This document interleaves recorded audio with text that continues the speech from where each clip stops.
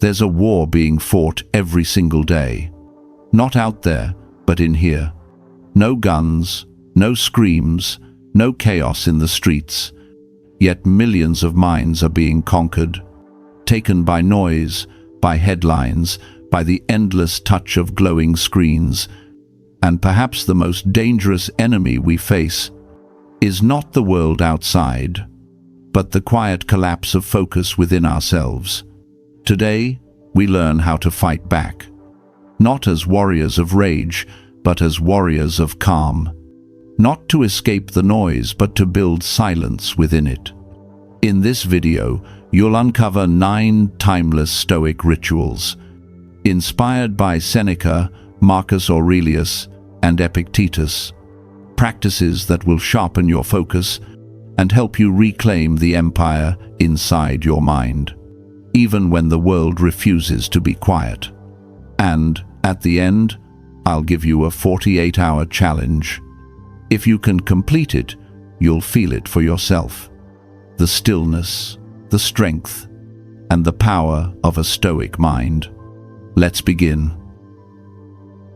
Part 1. Silence is discipline. Seneca once lived in the heart of Rome, a city as loud and restless as New York today. The cries of merchants, children laughing, guards shouting, the grinding wheels of carts echoing through stone streets. And yet he wrote, he created, right in the middle of the chaos. Someone once asked him how he could stand it. Seneca simply smiled and said, "I have trained my nerves to be immune to noise." He understood something we've all forgotten, that true silence doesn't come from the world outside. It is forged within. We are no different from Seneca. We can't turn the world off, but we can keep peace inside our own minds. Even while the world roars around us, every person lives inside a fortress, not built of stone but of thought. And every notification, every mindless scroll, is an arrow fired straight into those walls. You think you're using social media, but social media is using you. Imagine this: inside your head is an empire. If you're not ruling it, someone else will. Marcus Aurelius once wrote, "No one is fit to rule others who has not first mastered himself." To focus on yourself is not selfishness. It is awareness. It is sovereignty. So, if you wish to rule your life, begin by reclaiming the territory inside your own mind. Part 2. The Rituals of a Stoic Mind. Ritual 1. The Quiet Morning. This is the first ritual and the most important one. The first hour after you wake up, let it belong to you, not to the world. Don't touch your phone. Don't check messages. Don't scroll through the news or drown in the noise of social media. Just breathe. Drink a glass of water. Sit still for a few quiet minutes. Let your mind wake up, the same way your body does. The Stoics believed you cannot command your day if you cannot command its first moment. Because if the first thing you do each morning is open the gates and let the world rush in, you've already surrendered your peace before the day even begins. Instead, return to yourself. Take a deep breath. Write down one thing you want to accomplish today. Just one. A calm morning can change how you respond to everything that follows. Begin with silence, and you'll end with clarity. Ritual 2. Do the hardest thing first. The weak start with what's easy, because they crave the quick hit of completion. The strong begin with what's hardest, because they crave progress. Focus is a finite resource. The longer you wait, the less of it remains. Look back on your day. Which task truly mattered? And which one was just a distraction? Most people drown in endless to-do lists, a blur of busy that hides the truth. As Seneca wrote, No one is busier than the man who does not know what he's doing. So, each morning, choose one thing, the single most important task of your day. Then do it while your mind is clear, while your spirit is still strong. When that one task is complete, you can look at yourself and say, "Today was not wasted." Focus isn't about doing more. It's about doing what matters most, while your energy is still whole. Ritual 3. Know what is not yours to control. Every morning, Marcus Aurelius asked himself, "Is this within my control?"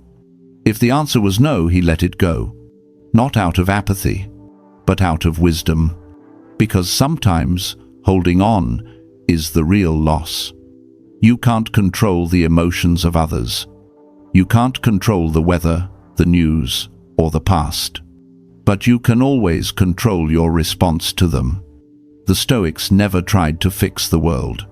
They trained themselves to remain calm within it. Peace doesn't come when life gets quiet.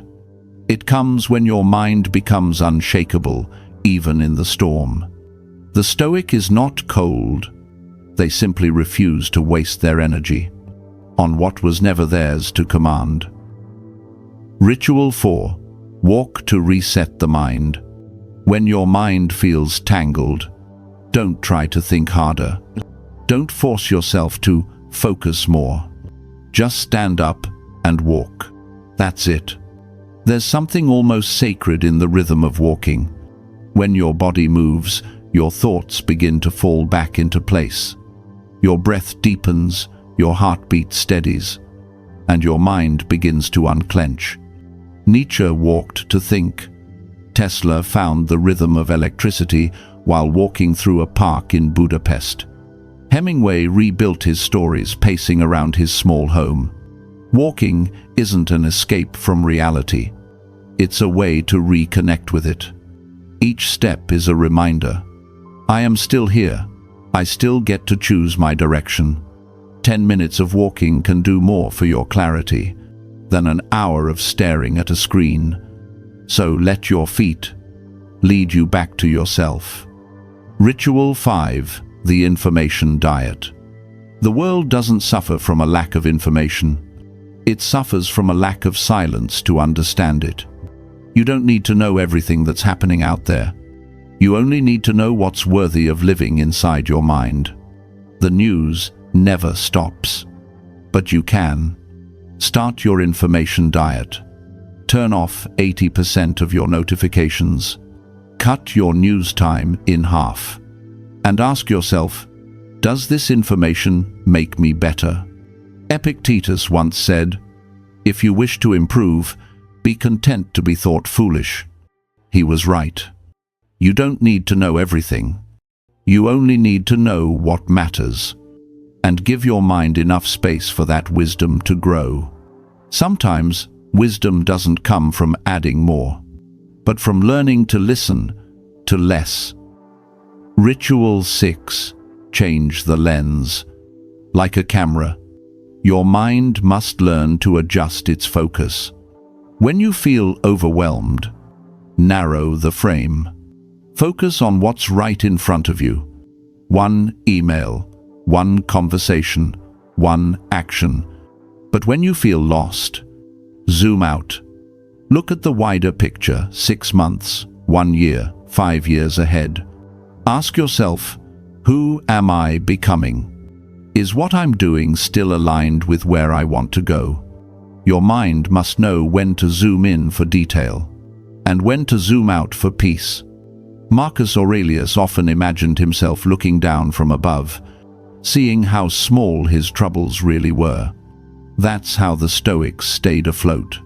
They refused to drown in their problems, because everything becomes smaller when you learn to look from a higher place.